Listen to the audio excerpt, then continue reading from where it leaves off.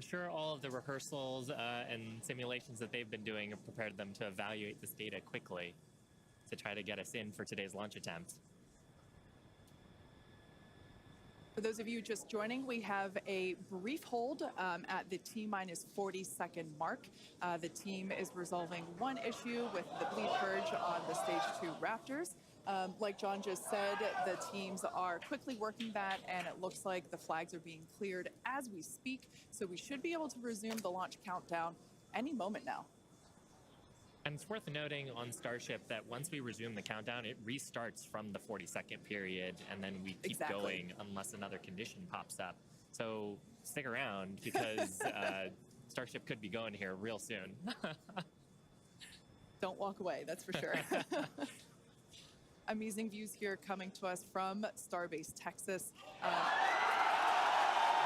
Cheering, the clock started again.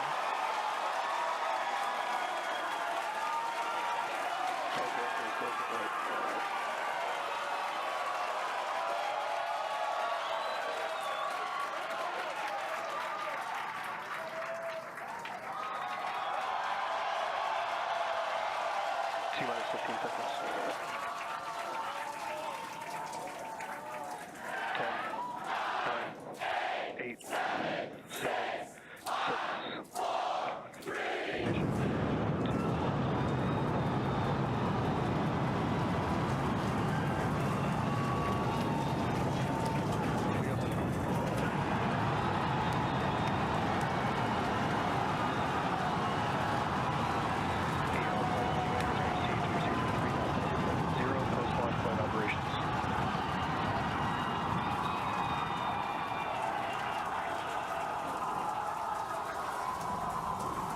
booster after chamber pressure is nominal.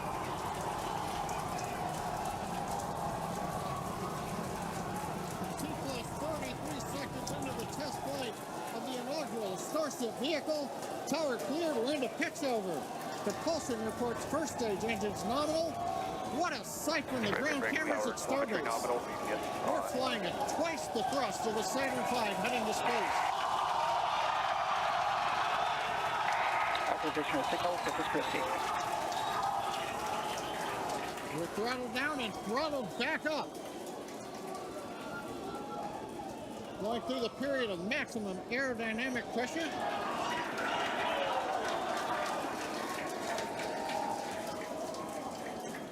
As the velocity increases, the density of the atmosphere is decreasing. Max Q. Lessening stress on the vehicle. The call out, max Q now.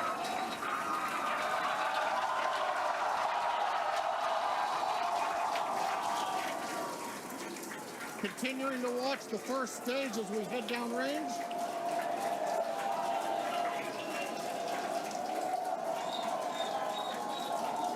"100 seconds into flight.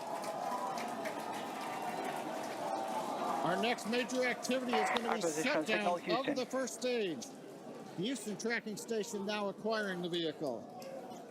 With shutdown, we will get separation of Starship from Super Heavy and ignition of the Starship engines. When Starship separates, we light up 6 engines in a staggered sequence. And if all goes well, those 6 engines will burn for almost 6.5 minutes. Onboard view from Starship.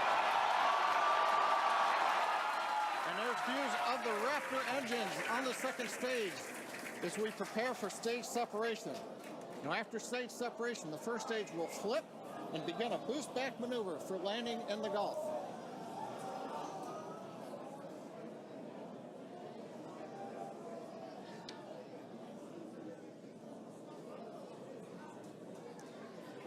Continuing to fly, 2 minutes 40 seconds. Let's get ready for main engine cutoff. Booster engine cutoff. Beginning to flip for stage separation.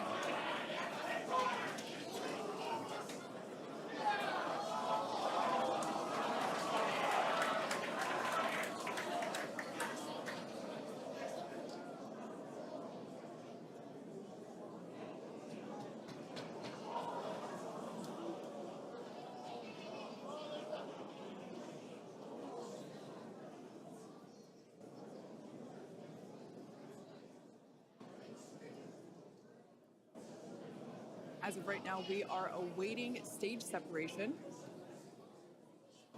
where Starship should separate from the Super Heavy booster. Yeah, Kate, right now it looks like we saw the start of the flip, but obviously we're seeing from the ground cameras the entire Starship stack continuing to rotate. We should have had separation by now. Obviously, this is does not appear to be a nominal situation. Yeah, it does appear to be spinning, but I do want to remind everyone that everything after clearing the tower was icing on the cake.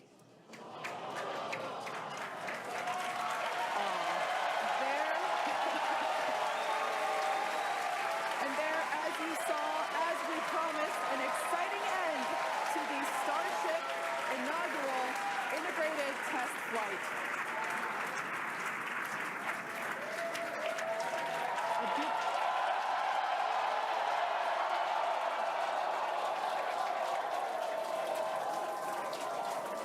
Everyone here absolutely pumped to clear the pad and make it this far into the test flight, the first integrated flight of the booster and the Starship vehicle.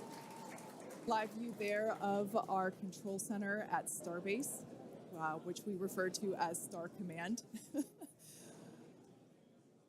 As we said before, obviously we wanted to make it all the way through, but to get this far, honestly, is amazing. Well, if you're just joining us, Starship just experienced what we call a rapid unscheduled disassembly, or a RUD, during ascent. But now this was a development test. This is the first test flight of Starship, and the goal was to gather the data, and as we said, clear the pad and get ready to go again. So you never know exactly what's going to happen, but as we promised, excitement is guaranteed. And Starship gave us a rather spectacular end to what was truly an incredible test thus far. Now, as we mentioned at the start of today's program, any and all the data that we collected during the test is going to help us with further development of Starship, and it's going to improve the vehicle's reliability as SpaceX seeks to make life multiplanetary. It's really worth noting that the flight path was designed to be over water and all the air and sea space. Along with that flight path and those surrounding areas were cleared in advance of the test. And of course, we're going to be coordinating with local authorities for the recovery operations. But honestly, what an exciting morning. Oh my gosh. We had a successful liftoff from Starbase, Texas at 8:28 a.m. Central Time. We cleared the tower, which honestly was our only hope. We cleared the tower, and all the data that we collected all the way through all those Raptor, those 33, although I think we saw that 3 Raptor engines were out, but we got all that data, and we got so far as to hoping to see the Starship, the second stage, separate from the first stage, the Super Heavy booster. And unfortunately, we didn't make that happen, but that's okay. It was the first integrated launch, and honestly, today was amazing. Absolutely incredible day. We made it through a number of those initial test objectives with getting booster ascent, getting all the way through the countdown, working some issues at the end. Like, really fantastic day. Got through the gate at T-minus 40 seconds on the second try. Everything released, the hold downs, quick disconnect arms, everything moves out of the way. And then we got the vehicle off of the pad, through max Q, all the way up to stage separation, even starting into the prep for stage sep.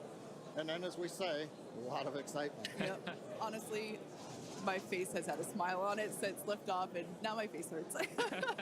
Now, since we don't have any insights on the cause of our rapid unscheduled disassembly at this point, we're going to end our webcast here.